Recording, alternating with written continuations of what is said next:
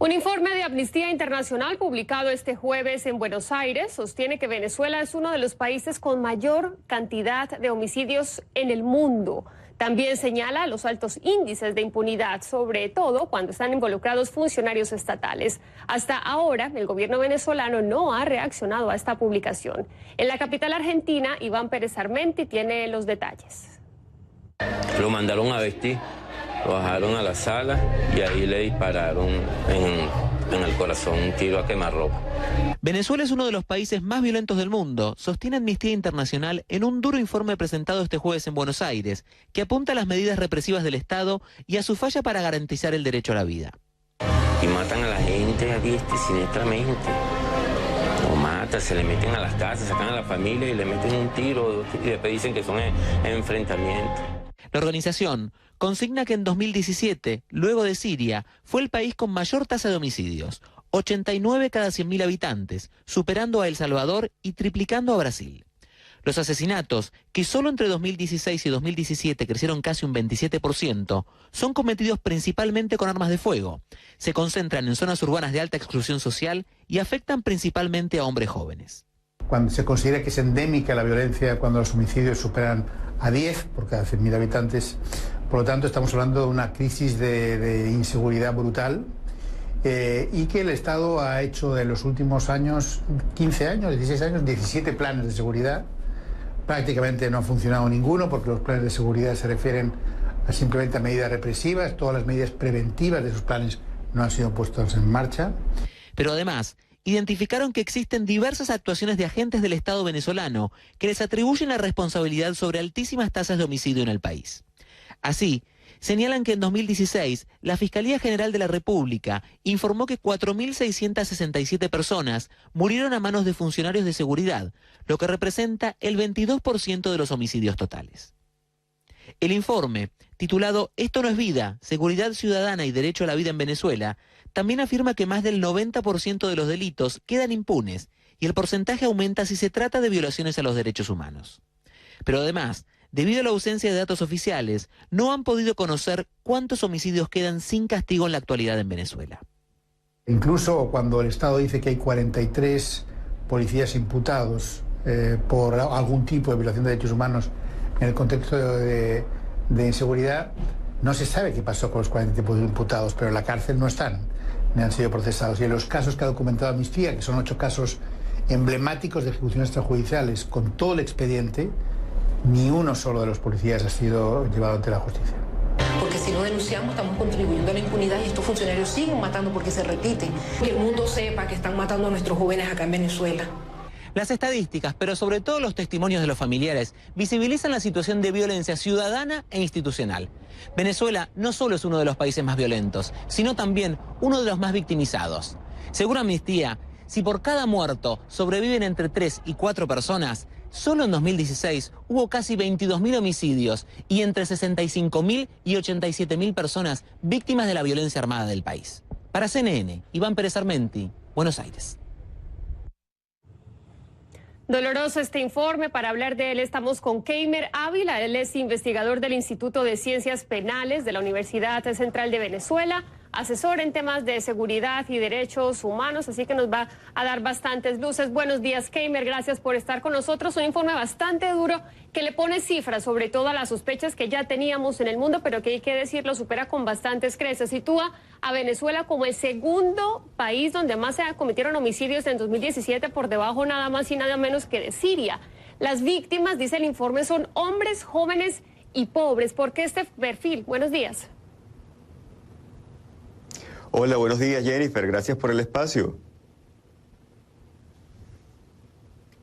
¿Por qué el perfil que narra Amnistía Internacional? Porque este perfil dice que los asesinados son hombres, jóvenes de las víctimas. Y pobres. Sí, así es. Bueno, este perfil no es una particularidad de Venezuela. Hay que partir primero de conocer los sistemas penales en nuestros países. Los sistemas penales son selectivos, son racistas y son clasistas. Eso es una realidad en toda la región que se hace particularmente más violenta y más letal en América Latina.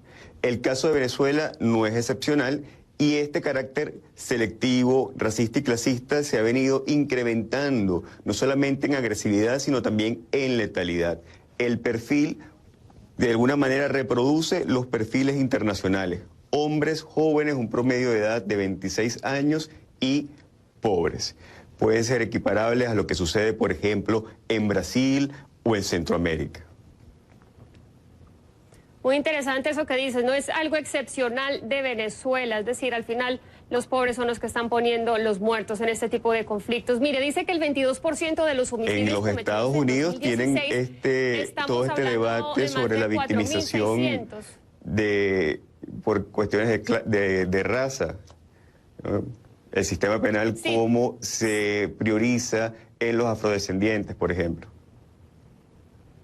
Sí, te estaba preguntando, Keimer, que el 22%, según el informe de los homicidios cometidos en 2016, que estamos hablando de 4.600, fueron cometidos por funcionarios de seguridad. Mi duda es, ¿en manos de quiénes queda el otro 78%, el restante, que son 17.000 homicidios? Sí, hay que contextualizar cómo en Venezuela hay dos fenómenos que vienen incrementándose. Por una parte están los homicidios en general, que es la tasa de homicidios, que según información oficial en 2016 era de un 70, para 2017 es de un 62 homicidios por cada 100.000 habitantes, es aproximadamente el 10% de la media mundial de tasas de homicidios. Es una tasa alarmante. Incluso en la región es aproximadamente de 28. Dentro de estos homicidios, el porcentaje que ocupan las muertes en manos de las fuerzas de seguridad también ha ido en aumento.